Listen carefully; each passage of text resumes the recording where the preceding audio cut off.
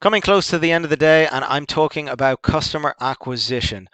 I have a background in sales since 2007, the last 6 years of which have been exclusively in early stage startups and effectively building a machine to figure out how we can get early stage businesses to scale with or without funding. Customer acquisition. I'm not talking about sales. I'm not talking about marketing. I'm purely looking at customer acquisition. I do group sessions with people. I do coaching. I do consulting.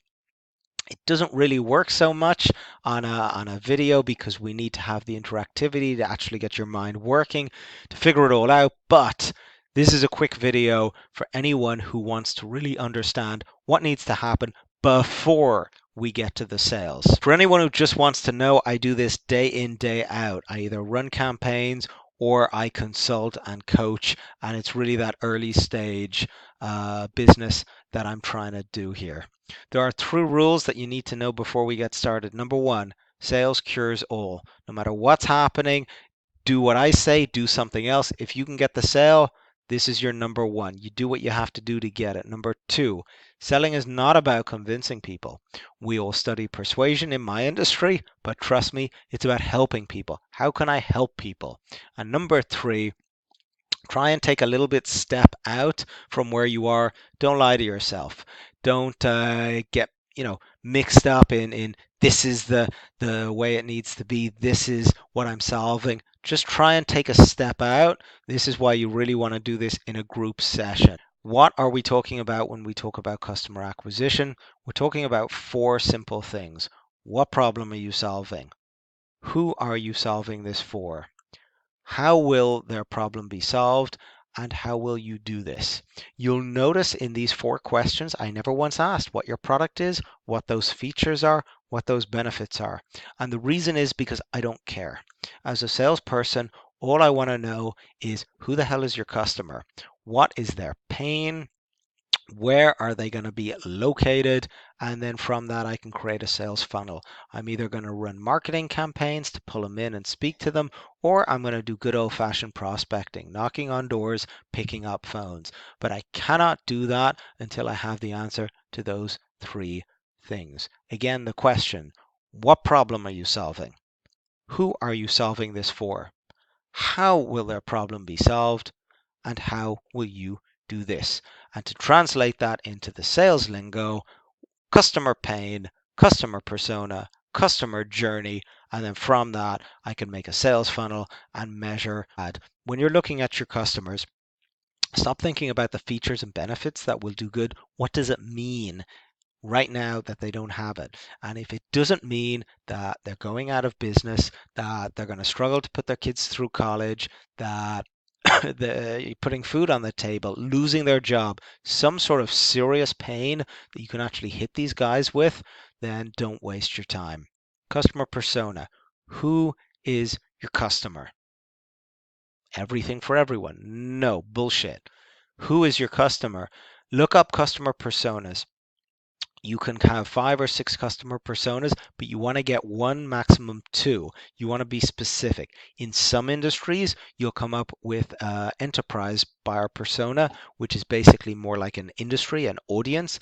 But 9 out of 10, especially at the early stage, you want to come up with a direct persona. Male, 30 to 35, loves going out and shopping. Wears jeans, wears a shirt, really interested in tech equipment, really get into who that customer persona is. Customer journey, where are these guys? Okay, customer journey has 5 parts. There's only 3 relevant parts for this quick discussion. Number one, awareness. Where will he become aware of what we do, which is basically where does he hang out? And you can find all the different ways. How does he make his buying decisions all the way through to purchase? How is all this going to happen? And then number 3 is the fulfillment. Make sure there's a clear fulfillment plan. Now, all this is essential not just for making the campaigns, but actually, how do I bring this prospect on board and close them? And I'm going to close them by identifying this is what's going to happen. Mr. Prospect, I can save you. that 30,000. I can put it in your back pocket. Now, this is what's going to happen over the next 6 months. In order for us to do that, we need to do this next week. Then you're going to speak to that team. Then we're going to do that. After that 6 month process, per unit, 30,000 will be put in your back pocket. Does that make sense? Are you okay with that? Will you be happy with that? I'm laying them up to say this is the way it's going to happen. There's no surprises. If I do not do this, there's confusion, there's churn. It's really important to get those three things. I'm not going into this in a lot of detail. If you want to speak with me or get into one of the sessions that I run, there should be links below.